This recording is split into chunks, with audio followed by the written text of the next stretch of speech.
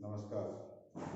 वर्तमान समय में कोविड-19 जैसी वैश्विक महामारी के चलते संपूर्ण विश्व में सब कुछ बंद है। इसी के तहत जीने के नए स्रोतों और नई संभावनाओं की तलाश की जा रही है। इसी को मद्देनजर रखते हुए शिक्षा विभाग ने भी ऑनलाइन एजुकेशन को बढ़ा देने का प्रयास किया है और विद्वान शिक्षकों ने और साथियों ने ऑनलाइन एजुकेशन में बढ़ चढ़कर हिस्सा लिया है।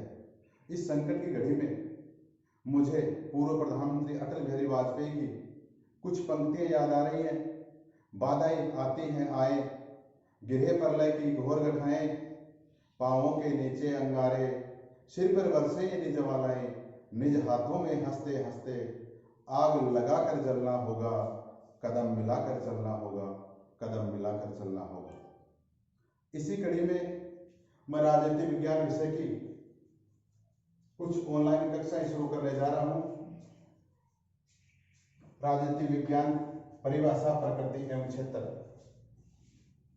राजनीति विज्ञान की परिभाषा, प्रकृति एवं क्षेत्र को समझने के लिए हमें दो दृष्टिकोणों से विचार करना होगा। इसका पहला दृष्टिकोण है भारतीय दृष्टिकोण और इसका दूसरा दृष्टिकोण है पाश्चात्य दृष्टिकोण।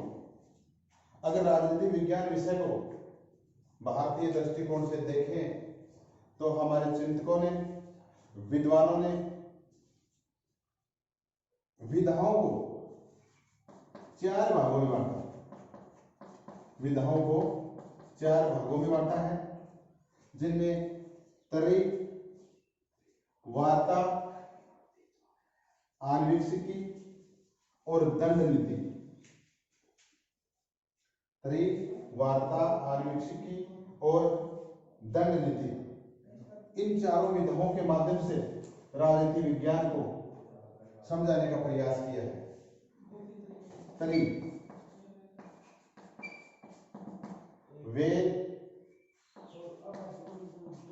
वेदांगों के ज्ञान को, वेदांगों के ज्ञान को तर्क वार्ता कहा गया है। इसके अलावा नैतिक और आध्यात्मिक विषयों को जिस विधा में समाहित करने की शक्ति होती है, उस शक्ति को भारतीय चिंतकों ने तर्क वार्ता कहा है। दूसरी विधा है वार्ता।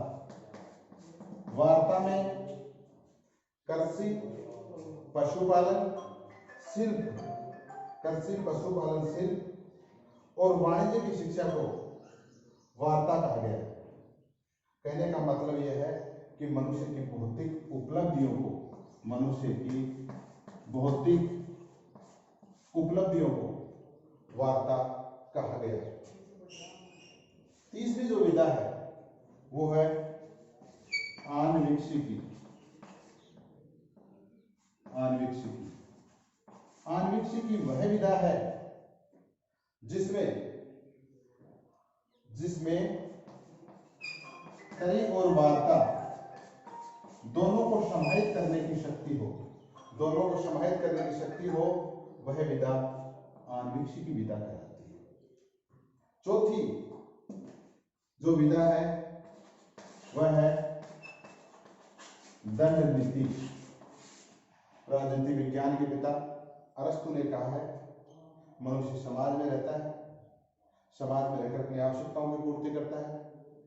जो मनुष्य समाज में नहीं रहता या जंगल में रहता है, वह या तो पशु है या देवता। इन सभी विधाओं को समाहित रूप से समाज में कानूनों का निर्माण करने के लिए, मनुष्य में सभ्यता का विकास करने के लिए और एक दूसरे मनुष्य के साथ में किस प्रकार के संबंध स्थापित किए जाएं, कैसा आचरण किए जाए, उन सभी विषयों को तय करने वाली नीति दंड नीति कहलाती है। और दंड नीति का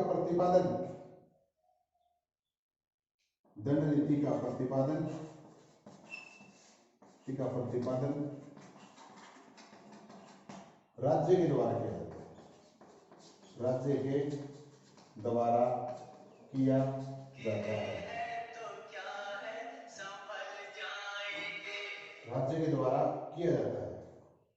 तो मनुष्य राज्य का अंग है और जिस विषय में राज्य का अध्ययन किया जाए उसको भारतीय दृष्टिकोण में राजनीति शास्त्र कहा जाता है।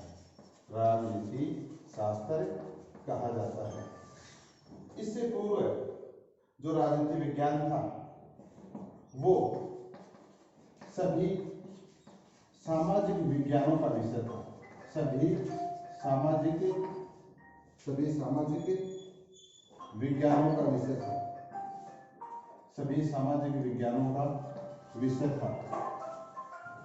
मनुष्य समाज में कैसा कार्य करे, मनुष्य समाज में कैसा कार्य करे, किस प्रकार के अर्थ का अर्जन करे, उसका अध्ययन करने वाले विषय को अर्थशास्त्र कहा गया। उसका विषय अध्ययन करने वाले विषय को अर्थशास्त्र कहा गया, इकोनॉमिक्स कहा गया। एक दूसरे मनुष्य के साथ मनुष्य कैसा आचरण करे, कैसा व्यवहार करे, उस विषय का अध्ययन करने वाले विज्ञान को नीति शास्त्र कहा गया। नीति शास्त्र कहा गया, इथिक्स कहा गया, उसको इथिक्स कहा गया। इन सभी विषयों को सामूहिक रूप से इन सभी विषयों को सामूहिक रूप से सामाजिक विज्ञान सोशल साइंस नाम दिया गया। सोशल साइंस नाम दिया गया। तो राजनीति विज्ञान भी सामाजिक विज्ञान का एक पार्ट है, एक भाग है और राजनीति विज्ञान का मुख्य प्रतिपाद्य विषय, राजनीति विज्ञान का मुख्य प्रतिपाद्य विषय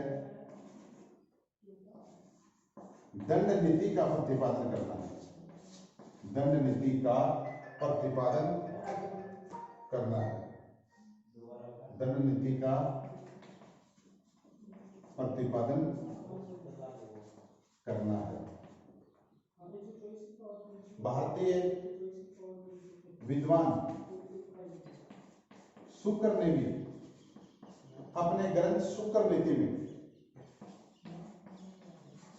दंड नीति को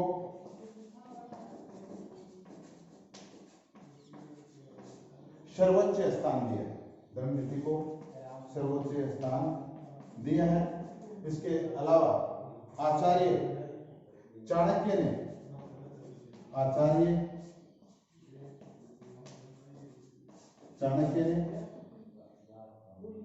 दंड नीति को योगक्षेम का नाम दिया है। दंड नीति को योगक्षेम का नाम दिया है और इस योगक्षेम का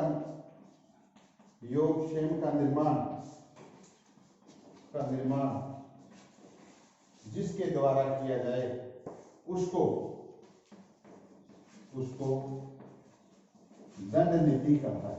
उसको दंड नीति कहा है और दंड नीति राजनीति विज्ञान का मुख्य प्रतिपाद्य विषय है। दंड नीति राजनीति विज्ञान का मुख्य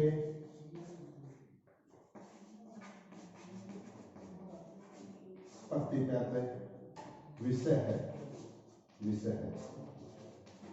और राजनीति विज्ञान इस योगक्षेम का प्रतिपादन राज्य नामक संस्था से करता है।